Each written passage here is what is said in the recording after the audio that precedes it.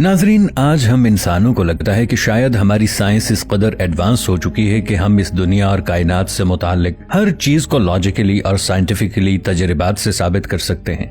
क्योंकि ये सच है कि इंसानों ने जितनी साइंस में तरक्की पिछले 100 साल के अंदर की है, इतनी पूरी इंसानी तारीख के अंदर कभी नहीं की। और यही वजह है कि आज हमारी रसाई जमीन की गहराइयों से लेकर आसमान की लामहदूद वसअतों तक पहुंच चुकी है। लेकिन क्या आप जानते हैं कि इंसानी जिंदगी और तारीख से मुताल्लिक ऐसे बहुत सारे बुनियादी सवालात हैं जिनका आज भी साइंटिस्ट्स के पास ना तो कोई जवाब है और ना ही कोई साइंटिफिक एक्सप्लेनेशन, और ना ही उनकी दी गई थ्योरीज को अक्ल तस्लीम करती है। दोस्तों, वीडियो में आगे बढ़ने से पहले पाकिस्तान के सबसे बड़े साइंटिफिक चैनल इफ टीवी को सब्सक्राइब कर लें और साथ मौजूद बेल आइकॉन को प्रेस कर लें ताकि हमारी आने वाली वीडियोस आप तक बर वक्त पहुंचती रहें। नाजरीन, आज हमारी जमीन लातादाद दरख्तों, जानवरों, परिंदों, कीड़े मकोड़ों और अरबों इंसानों का घर है जो पैदाइश के अमल से अपनी नस्ल को हर वक्त आगे बढ़ा रहे हैं। लेकिन सवाल यह है कि जिंदगी की शुरुआत इस जमीन पर कैसे हुई।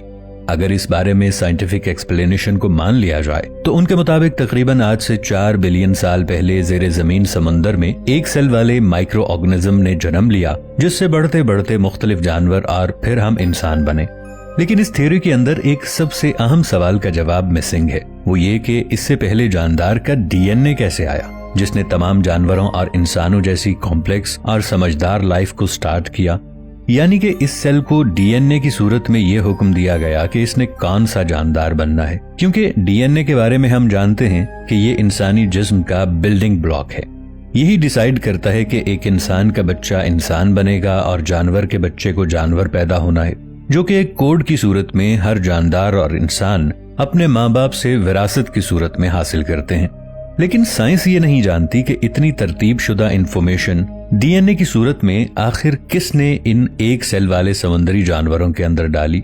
साइंसदान ये भी मानते हैं कि मुमकिन है कि जिंदगी किसी और खलाई मखलूक के तजर्बात का नतीजा हो जो कभी हमारी जमीन पर उतरे हों और लाइफ स्टार्ट करने वाले कुछ बैक्टीरिया को छोड़कर वापस चले गए हों, जैसा कि प्रोमेथियस जैसी फिल्म्स में दिखाया गया है। जहां तक यूनिसेलुलर जानवरों की बात है तो ये बात बिल्कुल ठीक है कि तमाम जानदार एक सेल वाले समंदरी जानदार से वजूद में आए, और ये बात मैं नहीं कह रहा बल्कि कुरान पाक कहता है। सूरह नूर आयत 45 में अल्लाह पाक फरमाते हैं, तो अल्लाह ही ने हर चलने फिरने वाले जानदारों को पानी से पैदा किया, तो इसमें से बाज ऐसे हैं जो कि पेट के बल चलते हैं, और बाज ऐसे हैं जो 2 पांव पर चलते हैं, और बाज ऐसे हैं जो 4 पांव पर चलते हैं। खुदा जो चाहता है पैदा करता है, बेशक अल्लाह हर चीज पर कादिर है। यानी कि इससे पहले जानदार को पैदा होने का हुक्म अल्लाह ताला की जात ने ही दिया था। दोस्तों, अगर साइंस फिक्शन कॉन्सेप्ट्स की बात की जाए तो इसके अंदर टाइम ट्रैवल सबसे अहम है, क्योंकि जाहिर है कि ये तसव्वुर करना ही हमें कितनी एक्साइटमेंट से भर देता है कि हम वक्त के अंदर आगे या पीछे जाकर अपने पैदा होने से पहले का वक्त या हजारों साल पहले की इंसानी तारीख को अपनी आंखों से देख सकें, या मुस्तकबिल में होने वाले तमाम वाकयात से पहले खबरदार हो जाएं और इसकी तैयारी भी अभी से शुरू कर दें। लेकिन सबसे अहम सवाल यह है कि अगर ऐसा मुमकिन है तो अब तक कोई टाइम ट्रैवलर आखिर हमारे पास क्यों नहीं आया? क्या अब तक फ्यूचर की साइंस भी इतना एडवांस नहीं हो सकी कि ऐसा कर पाए? या फिर शायद टाइम ट्रैवलर्स को हमारे इस टाइम के अंदर आने का इंटरेस्ट ही ना हो? या फिर यह भी मुमकिन है कि यह मुमकिन ही ना हो? साइंटिस्ट के पास इसका कोई जवाब नहीं, लेकिन बहुत सारी थ्योरीज जरूर मौजूद हैं जिनके मुताबिक टाइम ट्रैवल पॉसिबल हो सकता है। एक सिरे से दाखिल होकर हम वक्त के अंदर आगे या पीछे जा सकते हैं, क्योंकि ये 2 मुख्तलिफ स्पेस टाइम को आपस के अंदर जोड़ते हैं। लेकिन अब तक कोई भी वर्म होल डिस्कवर नहीं किया जा सका जो इस बात को साबित कर सके। या अगर हम किसी तरह से स्पीड ऑफ लाइट को हासिल कर लें तो हमारे लिए वक्त बहुत आहिस्ता हो जाएगा या रुक जाएगा, जबकि बाकी दुनिया के लिए वक्त नॉर्मली चलता रहेगा। इसके अलावा ब्लैक होल के अंदर जाकर भी वक्त में सफर मुमकिन हो सकता है, लेकिन कोई इसे साबित करने के लिए रिस्क ले ही नहीं सकता। रिस्क लेना तो दूर की बात, वहां पहुंच ही नहीं सकता। मजीद साइंटिस्ट स्ट्रिंग थ्योरी का कॉन्सेप्ट भी पेश करते हैं जिसे स्टीफन हॉकिंग्स ने पेश किया था। इस कॉन्सेप्ट के मुताबिक हमारे आसपास हर वक्त छोटी छोटी स्ट्रिंग्स वाइब्रेट करती रहती हैं, जो एटम से भी छोटे न्यूट्रॉन्स और प्रोटॉन्स और इनसे भी साइज के अंदर छोटी स्ट्रिंग्स हैं, जिनके अंदर रसाई हासिल करके वक्त में सफर मुमकिन है। लेकिन इस बात को साबित करना नामुमकिन है, और दूसरी बात तो यह है कि अगर फ्यूचर के अंदर ये किसी तरह से साबित करना मुमकिन हो भी गया तो इससे बहुत सारे पैराडॉक्स जन्म ले सकते हैं। मसलन ये कि इंसान वक्त के अंदर आगे या पीछे जाकर अपनी तकदीर के फैसले को भी बदल सकता है। कभी हादिसाती मौत नहीं मरेगा।